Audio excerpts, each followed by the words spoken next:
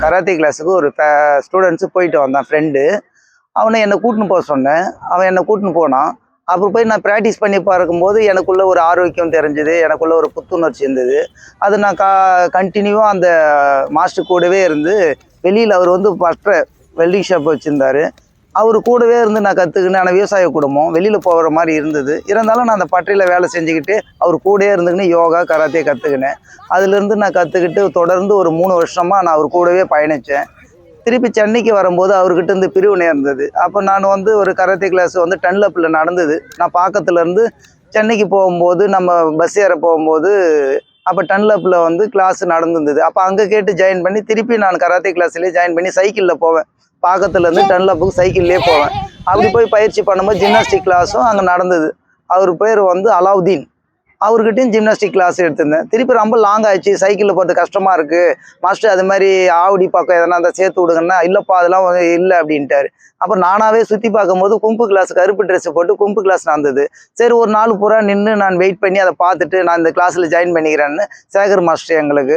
அப்போ நான் சேர்ந்துக்குப்பா அப்படின்னு சொன்னார். அப்போ நான் சேர்ந்துக்கிட்டு அதை பயிற்சி பண்ணி நான் தொடர்ந்து தினமும் அது ஒவ்வொரு நாளும் அவருக்கு சொல்லிக் கொடுக்குறத பயிற்சி பண்ணி எனக்கு ஆரோக்கியமாக கும்புனாலே கராத்தேக்கும் கும்புக்குன்னா வித்தியாசம் அப்படின்னா, இது ஆண் மூமெண்ட்ஸ் இருக்கும், இது அனிமல் மூமெண்ட்ஸ் இருக்கும். அனிமல் எப்படி நம்மளை வந்து தற்காத்து கொள்ளுகிறதுன்னு தான் கராத்தே கும்புக்கும் வித்தியாசம். அப்போ கும்பு ரொம்ப லெசன் நேச்சுரலாக இருந்தது. அப்போ கும்பு கற்றுக்கும் போது இன்னும் எகிரி பறந்து அடிக்கிற மாதிரி ஜம்பிங்லேயோ மூமெண்ட்டு, ஜம்பிங் ஃப்ரண்ட்டு, அதே போல் ஒரு பவர் அடித்தா சும்மா டச்சு பெதர் டச் இல்லை, இது நேச்சுரலாக அடித்தாலும் கேட்க மாட்டாங்க மாஸ்டர். இப்போ கும்பு கிளாஸில் எவ்வளோ தான் நம்ம ப்ராக்டிஸ் பண்ணாலும் எதிராளி அடித்தோம்னா கேட்க மாட்டாங்க. ஆனால் கராத்தேல அப்படி கிடையாது, பவர் போடாத சும்மா டச்சப் பண்ணுன்னுவாங்க. கும்புல அப்படி கிடையாது, பவர் போட்டு கிக்ஸ் பண்ணலாம், பவர் போட்டு பிளாக் பண்ணலாம். அப்படி இருக்கும்போது நான் ஒவ்வொரு நாளும் 5 வருஷம் தொடர்ந்து பயிற்சி பண்ணி பிளாக் பெல்ட் வாங்கினேன். இந்த முயற்சி நான் கிளாஸுக்கு ஆரம்பத்தில் என்ன அந்த ஒரு ஆர்வம் இருந்ததோ இது வரைக்கும் எனக்கு அந்த ஆர்வம் இருக்குது. 5 மணிக்கு எழுந்து குளிச்சுட்டு கிளாஸுக்கு வரதுக்கு ரெடியாக வந்து முதல் மாணவனாகவும் கேட்டை திறக்கிற மாணவனாகவும் நானாக தான் இருப்பேன், கேட்டை மூடுற மாணவனாகவும் நானாக தான் இருப்பேன். இன்றைக்கும் நான் மாணவனாக தான் இருக்கிறேன். அப்போ மாஸ்டரில் இருந்தாலும் எனக்கு அந்த மாணவன்ற எண்ணம் என்னை விட்டு போகல. அந்த பயிற்சி தான் என்னை அந்த நிலைக்கு எடுத்துகிட்டு போகுது. இன்றைக்கும் அந்த 47 வயசு ஆகுது எனக்கு. தொடர்ந்து அந்த ஒரு ஆர்வத்தோடு இருக்கிற, ஒவ்வொரு நாளும் ஒரு புத்துணர்ச்சியாக இருக்கிறேன். இது வந்து தற்காப்பு கலை அப்படின்னா உயிர்கலை. கலை அப்படின் போது மூச்சு, அந்த மூச்சை லயமாக்கி தன்னுள் அடக்கப்படுவதே கலை. அப்போ சாகா கலைன்னா மூச்சியை லயமாக்குறது. அப்போ மூச்சு விரயமானா நம்மளுடைய ஆயுள் போயிடும். மூச்சு உள்ள அடங்கி நம்ம வாழ்ந்தோம்னா அதுக்கு இந்த கலை வந்து ரொம்ப இம்பார்ட்டன்ட்.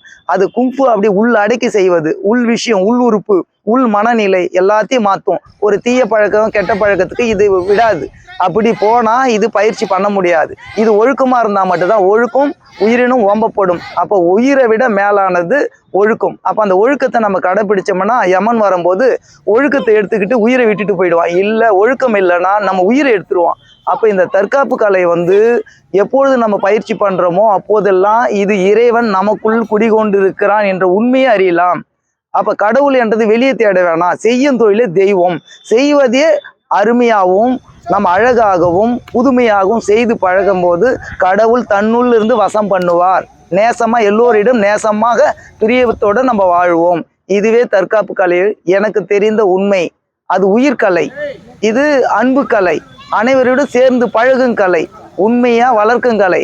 மதம் ஜாதி பேதம் எதுவும் இல்லை, ஒன்லி தற்காப்பு கலை. தன்னை காத்து பிறரையும் காக்க வைக்க கலை. இதை மற்றவங்களுக்கு நான் எடுத்து போய் சேர்க்கிற ஒரு மாணாக்கனாகவும் மாஸ்டராகவும் இருக்கிறேன். நமஸ்காரம், வணக்கம்.